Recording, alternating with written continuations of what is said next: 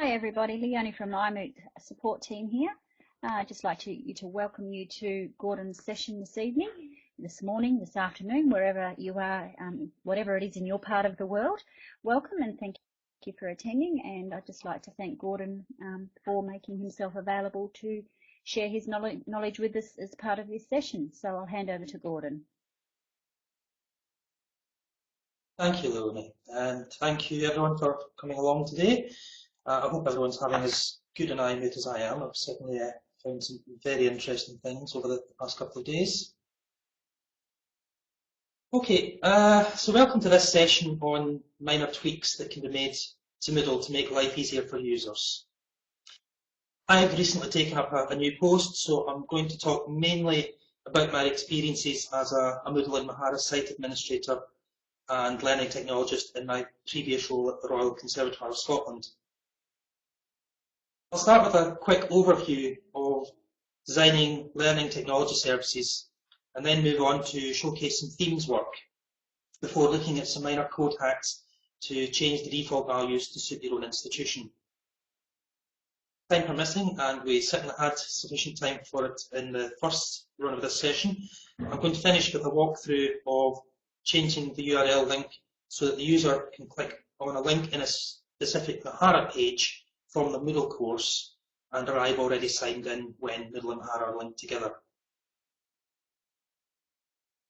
I'd like to say a quick thanks to my wife for providing this image, which captures the theme of my talk. I design learning services and she designs cakes, so no guess which one's more popular. Out of the box or vanilla version of Moodle, it doesn't suit the needs of every institution across the world. So in keeping with the theme of this conference, this session is really about being open to changing how Moodle works to suit the needs of your own institution and users.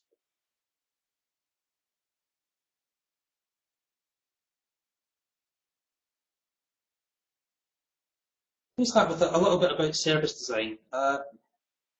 When I arrived at the Royal Conservatoire, first thing I did was to run a series of workshops to find out how people viewed learning technologies. And I came back with some very interesting information as a result of that. Start by asking users what they want. Sometimes really simple things upset users and put them off, whether that's due to a lack of awareness or because the software can't or hasn't been configured to do something. You can quite often tease out issues very easily just by speaking to people. Sometimes they put off simply because it looks ugly, or the code structure has grown organically and the users can't find the resources they need. It's also important to ask managers what they need. Usually this is about effective reporting and simplified administration. If senior management or administrative decision makers don't use Moodle, and that is quite often the case, they often have no idea that it can do things like control messaging to student groups and automate elements of testing, marking and assessment processing. That includes things like time-stamping submissions and student feedback. Involving the users in design is absolutely crucial to my mind. Let them play and dream. Ask them in an ideal world what they think Moodle should do. I've had people ask me on a regular basis for functionality that isn't part of the core. So I've gone away, looked at how others have tackled the same issue and come back with solutions. They don't always work quite the way the users wanted first time, but when people see that you're trying to address their particular needs, they engage with you in getting it right, and it makes the world of difference to people actually using the system. Don't be afraid to submit bug and feature reports and vote if an issue affects you. Share what you're developing in-house and let people remix it. You never know when a plugin that someone has developed somewhere will be really useful to you, and if you develop anything in-house, it might be useful to someone else. That's the whole thing about the open source community. I've contributed some themes as Moodle plugins, but I would never have known where to start with them if someone hadn't given me a structure to build from. So you build on the experience of other people. Final point about the service design is think about the processes for using Moodle. In my previous role, Our tutors didn't want to be emailed every time a user submitted an assignment. They had to leave feedback when marking, and submission had to be anonymous. All of these functionalities have the opposite default setting, and there isn't an administrative option to specify an alternative. So either you put up with every tutor having to change multiple default settings, or you modify them at the code level to reduce the number of options that users have to deal with. Some administrators will be very wary of doing that, and for good reasons. Changing the core code yourself can make the software unstable, and it may present problems when it comes to upgrading later.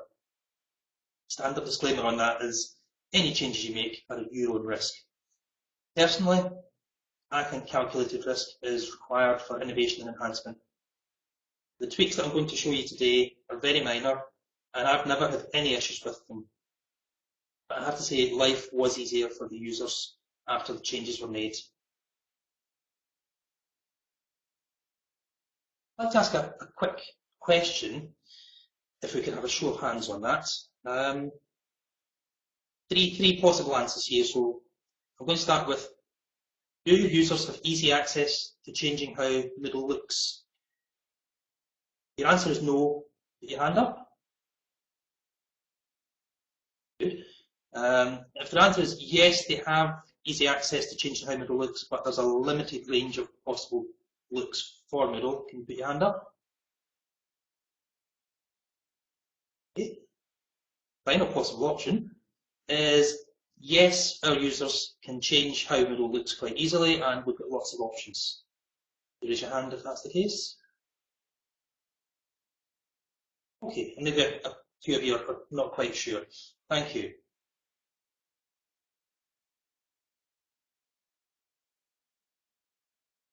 When I first arrived at the Conservatoire, or RSAND as it was known at the time, Moodle looked pretty much as you see it on the screen, though without any pictures. For a number of reasons, people hadn't engaged with it. A major factor in why I was actually brought in was to address getting people to use Moodle. It wasn't hated, it just wasn't used very much. And when I spoke to them, people said it was clunky, confusing and boring, and that it failed to capture the spirit of a performing arts institution, and also that it didn't do what they thought it should.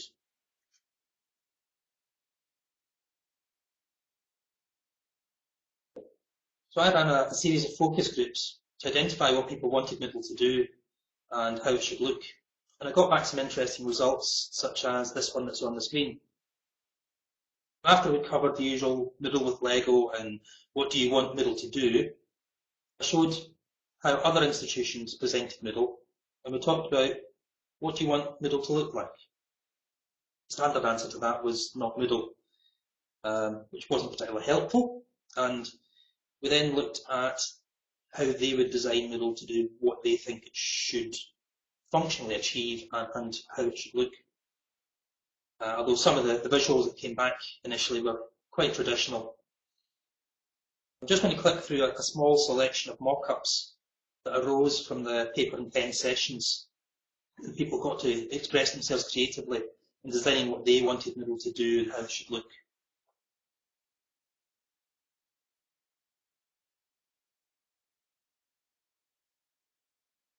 Quite a key feature of what people thought was that it should be very visual. There should be lots of imagery if possible.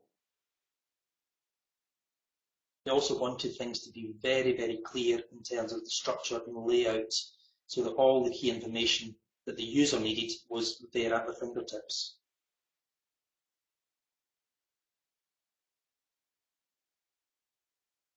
You see another mock-up. This one was how someone perceived their actual course should look.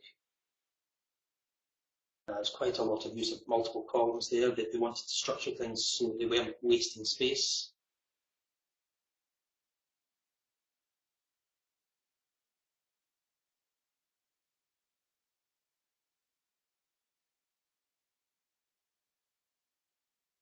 This one's probably quite close to what we finally arrived at. Very visually directed. All of the little slides that you see there. intention was that each of these would be an icon to a specific area within Moodle, so that it would help people to very quickly arrive at the correct places.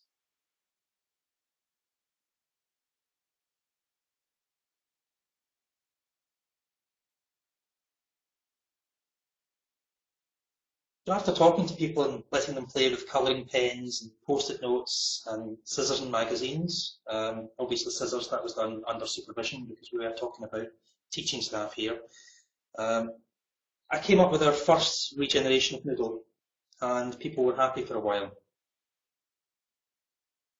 I'd like to say that theming Moodle's easy, but that's not really true unless you've got a background in web design or PHP coding. What isn't difficult though is using themes that someone else has built.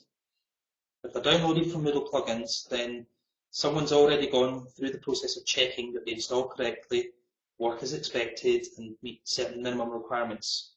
Usually that's the work of Anthony Borrow, who has been doing quite a lot of work in the past few days in the iMoot.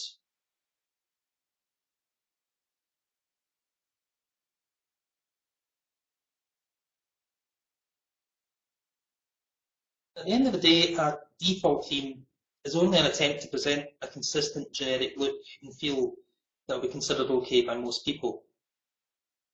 Many institutions will be constrained by branding and have to use certain colour schemes. I was particularly lucky when I was doing this work at RSAND because they had a very broad range of colours in their marketing branding palette.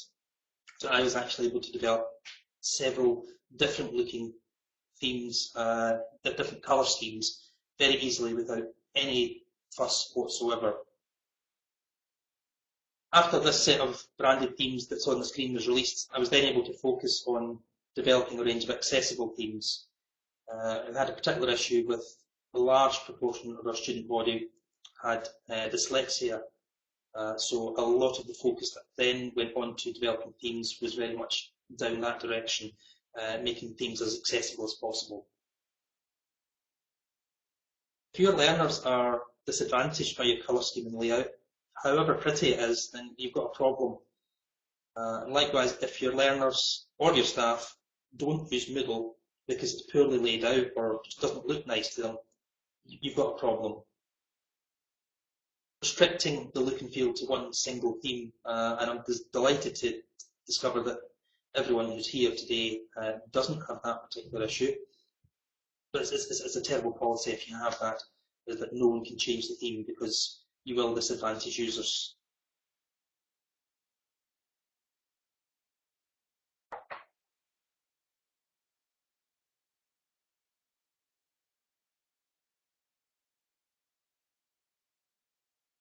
Let's now jump ahead to Moodle 2.4, and the institutional name change came by this point, and take a look at a couple of the features that I added to the new themes.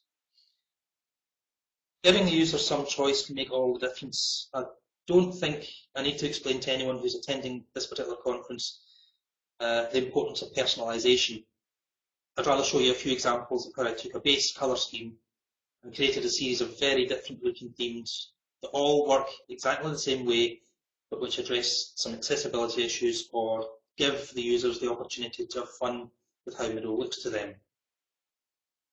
So over the months after moving to 2.4, I rolled out a series of planet themes, following the same basic structure as the institutional royal theme, which is the purple one that you see there. I even added a fun Christmas theme in December for those who wanted to feel festive. That's the very bright red one that you see there with the little coloured lights. Those are actually animated, so they actually blink on and off in different sequences. But that was purely for fun. That wasn't a particularly accessible theme. All of the themes were available from the Moodle drop-down menu, which, as well as giving the users one-click access to themes, also helped to structure the courses in a more intuitively navigable way. The Planet series of themes are all available from GitHub or downloadable as plugins from Moodle, which you can find from the URL on the top right hand of the screen.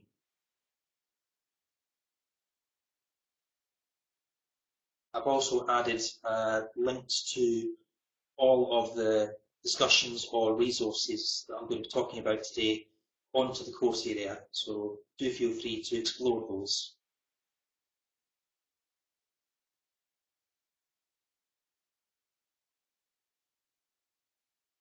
Here are a few of the themes from the Planet series. If you're going to offer multiple themes, I'd recommend that they should all follow a similar structure and vary only in colour and font size or typeface. Avoid switching between 2 and 3 column themes, as users will get confused when blocks jump around, and that will be a complete disaster. While most of the Planet themes are intended to offer choice to address accessibility issues, I specifically avoided naming them disability themes, and instead opted to have a common motif running through the entire set to make them interesting without prejudice. Naming a set of themes in this way also sets an expectation of what they might look like. So, for example, users will be able to visualise that Mars might be a dark red colour, and Luna, which is also known as the Moon, might be a silvery grey.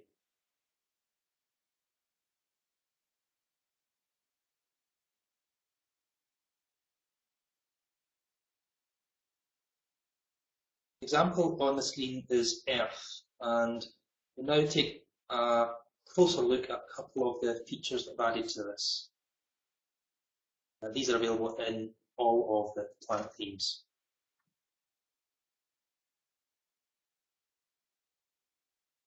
One of the issues on a busy course is that it quickly becomes cluttered and confusing. There were a few discussions on the Moodle blogs about a year ago that led me to the solution that I adopted for these themes, which is auto-hide. You can see the link to that on the top of the page there. Essentially, when editing is on, the editing buttons are hidden until the teacher points the mouse at the activity that they want to edit. At that point, the editing buttons appear only for that particular activity. All of the other editing buttons on the screen are still invisible. And of course, with dozens of activities and resources, this can help prevent the user being swamped with a sheer number of icons on the screen. That's particularly important to new members of staff who are not familiar with Moodle. It just becomes white noise. There's so much on the screen they don't know what to do. But hiding everything until they actually point it and say, I want to edit this, makes a lot more intuitive sense to them. At the bottom of each theme, I've added a Moodle bar. This was originally developed by Lewis Carr and contains shortcuts to popular features such as your My Courses area, your profile, the calendar, so that it makes it easier for people to get to them quickly. Some people like menus, other people like icons. They don't have to be incompatible. I personally like to have both available on any of my themes so that people can actually make that choice for themselves. In answer to your question, Richard, about auto-hide, it's an add-on. It's not a default option that's available in Moodle. It's something that you can build into a theme.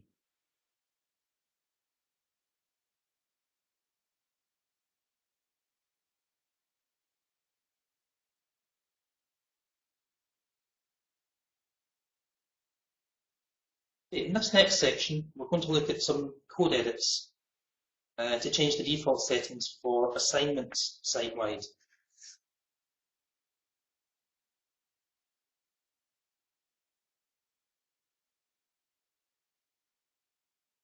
The screenshots here show some of the default settings for a Moodle 2.4 assignment, and I've highlighted a few areas where the default values weren't the ones that our teaching staff wanted to use. For example, the notify graders by default switch to yes, line marking switch to no, and the grade by default is on the 100% scale.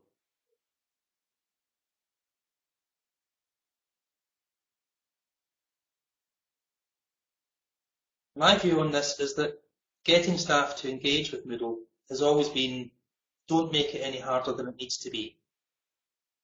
95% of your users need to do A, B, and C.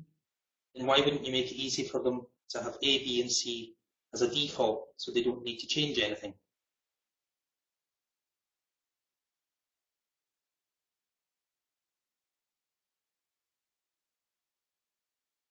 In this example that I'm going to be showing you, I want to set the grade as the 10-point scale by default.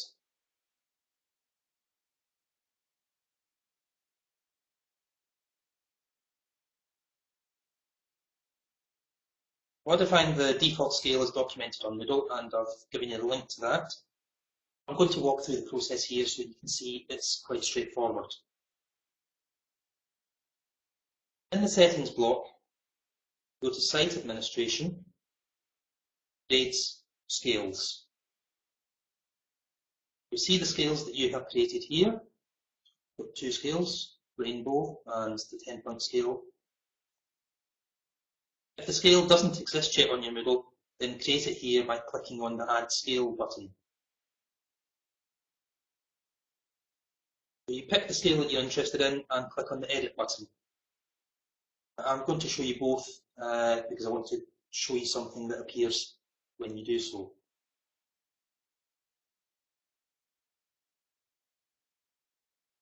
So in our first scale, the Rainbow one, URL shows ID equals 2 at the end, and in the second scale, it shows ID equals 3. I need this number later on when I'm going to change the code. So you need to find out what it is before you can actually get on with the job of modifying anything.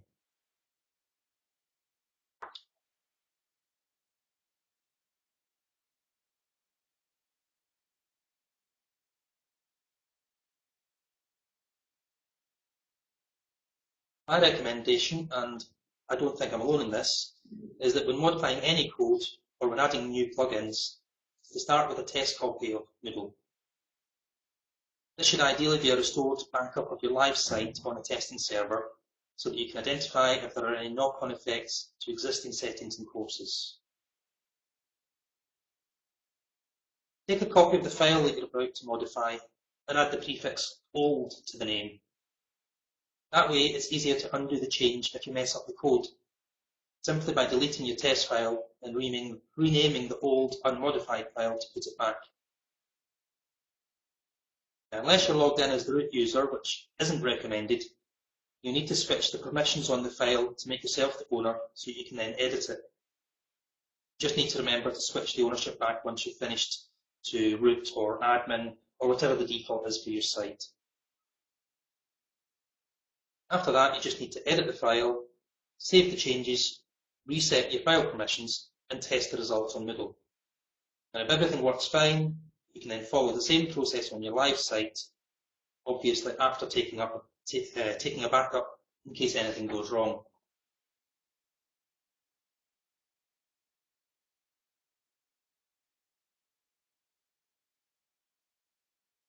The file we're after to modify the default grade scale is in the Moodle course folder, and it's called Moodle Form Mod PHP. We want to open this for the text editor.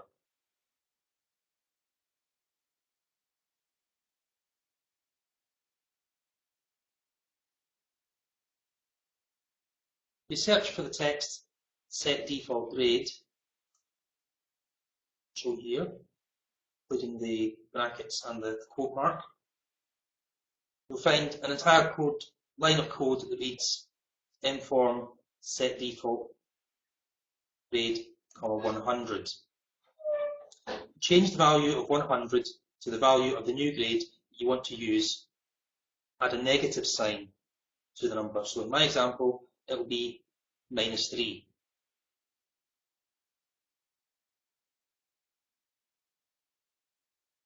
Save your changes, log into Moodle, and add a new assignment to the course. And now, when I add any new assignments, the default grade scale reads 10-point scale.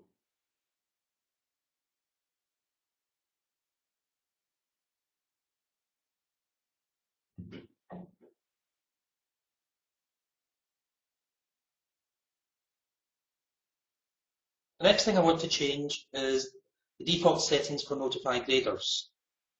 Now, unless you've got a very small class size or the luxury of responding to submissions as and when they appear, you probably don't want an email every time a student submits a piece of work. Details of how to amend this are again shown in one of the links, but we'll do a walkthrough here.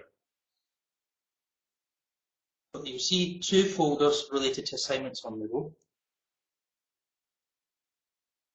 The assignment folder and assign. Ignore the one that is called assignment. That's the old version that came through from Moodle 1. One we're after is called assign.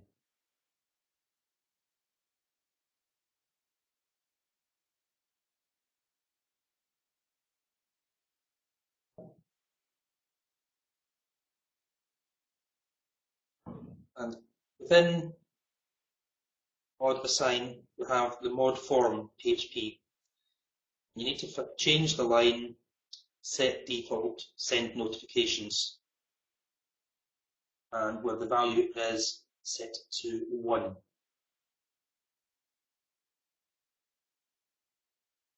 There we go. Send notifications, 1. Change that to a 0, and that sets it from true to false. In other words, it's switched off by default.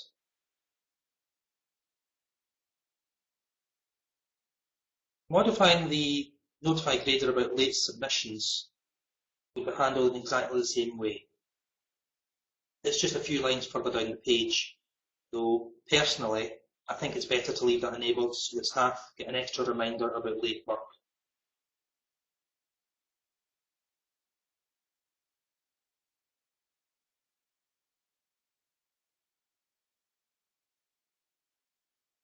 The other thing I want to change default for is blind marking. In the UK, this is a standard requirement for most institutions that marks are awarded without the examiner knowing which student submitted the work. Details of how to amend this are on the Moodle forums, but we'll run through the process here. In the same mod form PHP file that we've just edited, in fact just a few lines further down the page, you need to amend the line inform set default blind marking from a 0, change the 0 to a 1, so that blind marking is switched on by default. So when you save your changes and go to Moodle and add a new assignment, the default values for these settings have now changed. So we now, by default, have notify graders set to no and blind marking set to yes. I should probably comment, these changes aren't retrospective, so existing activities, existing assignments aren't changed with this default. You've actually got to go and edit them if you want to set blind marking or change notify graders, but it does affect every new assignment that's set. Unless you're using Git to track any local changes, you need to redo these tweaks whenever you upgrade. I recommend that institutions managing their own Moodle should use Git if you plan to make a number of changes, as it will save you time and effort in the long run. But how to use Git is a bit more complicated than I'd like to get into for this session.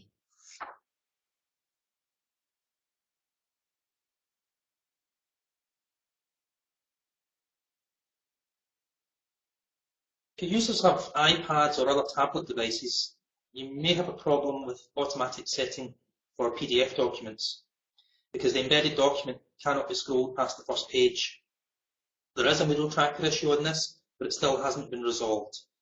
But it does provide a described fix, and it's not a difficult one to achieve. To fix this, we just need to remove PDF from the default automatic action of embed. The alternative to that is, of course, you can ensure every member of staff manually changes from automatic to download. And I know which one that I think would be harder to achieve. So, in the particular line that we're looking for, which is file MIME type in type group, and if you actually just search for this resource lib display embed, you'll find the line much easier.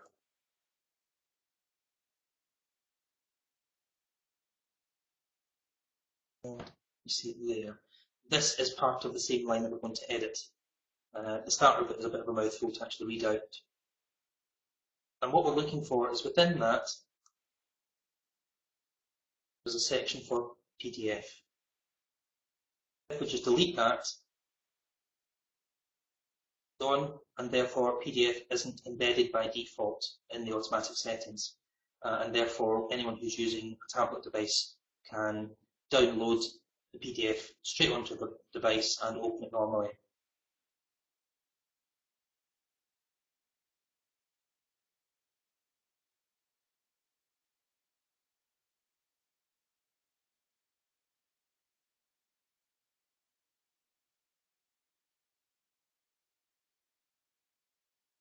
Richard, that's an interesting comment. I'll actually have to look into that. When I first investigated this, I couldn't find a way of doing it via admin. Alright, I'll have to have a look at that, thank you. Last area that I'm going to show is what I call jump linking, and other people might call it deep linking, to Mahara pages. Now, if you've got Moodle and Mahara set up to work in tandem, so that you can sign into Mahara directly from a link in Moodle, if, like me, you might have had a bit of a bugbear that when you wanted to send users to a specific page, you click on the link in Moodle, takes them off to Mahara, and then asks them to sign in again. What we're going to do is to show you a way to sign in to allow the user to log in on the correct, log in automatically and arrive at the correct page.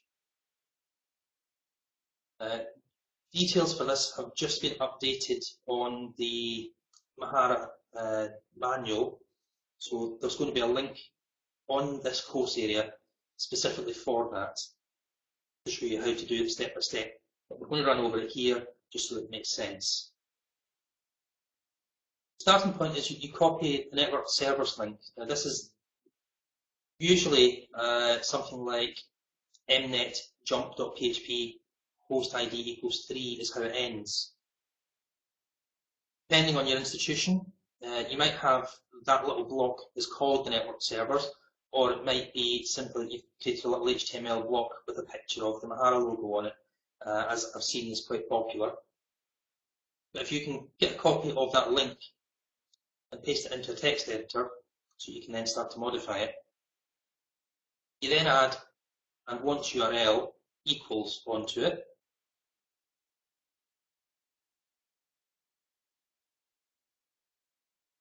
And then you go to Mahara and go to the page that you want to arrive at and copy that link and come back and paste it in onto this now quite long looking URL that you're building. I have to say this is actually more complicated to describe than it is to do. Once you've done this once, it's going to be quite simple.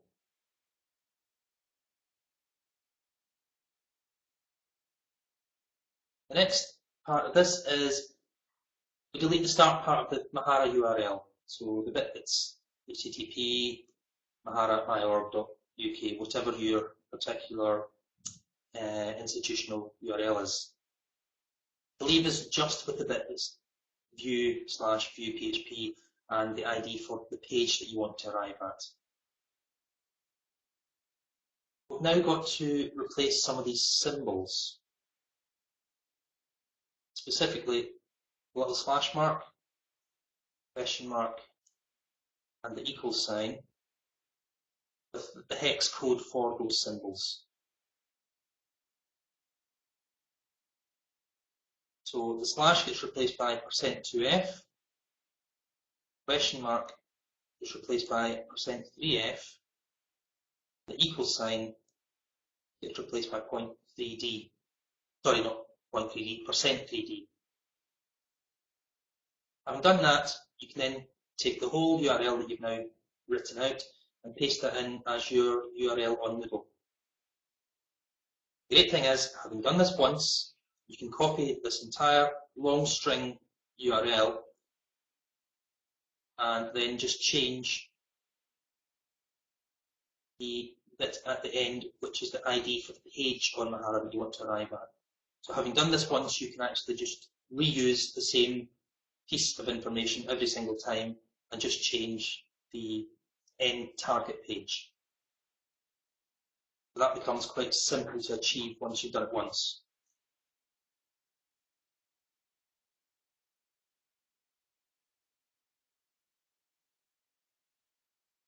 Okay, so let's say thank you for listening and for taking part in the discussions. I've certainly learned some new things myself there, thanks to the comments. If anyone has any particular questions to ask or any other comments, please feel free to throw them in. Other thing I would like to say is that for the course, I have created 2 badges. I'm not going to tell you how to earn them, other than to say you need to explore the course area a little bit. And I would please ask, if you have done any tweaks for your own system, actually makes things easier for your user, please share that in the forums. I've set in a topic already specifically for that purpose.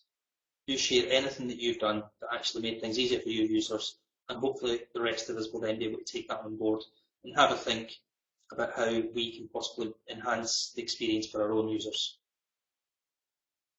Thank you.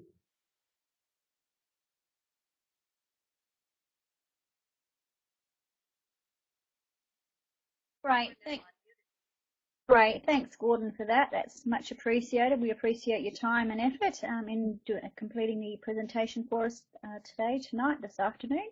And yes, hope you all enjoy the rest of iMoot. Once again, thanks to Gordon. Thank you. Richard, in answer to your question about is this only practical with Git, I recommend that you use Git for this, but I have to say all of these tweaks can be done in about 10 or 15 minutes. All the things that I've shown you today, so it's because of breaking up these. Oh, I see what you mean. Yeah, it's something you would have to go back to the new version and then go through the same process with. None of them are actually major things that will actually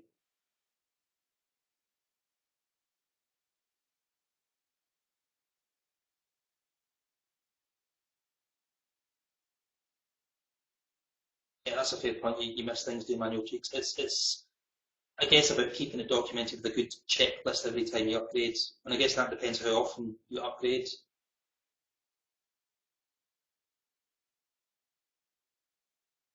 Yeah, so the tweaks are completely minor. They're simply changing a value that gets added into the database. They don't actually break your upgrade itself, but it is a pain that you have to redo them every time you upgrade.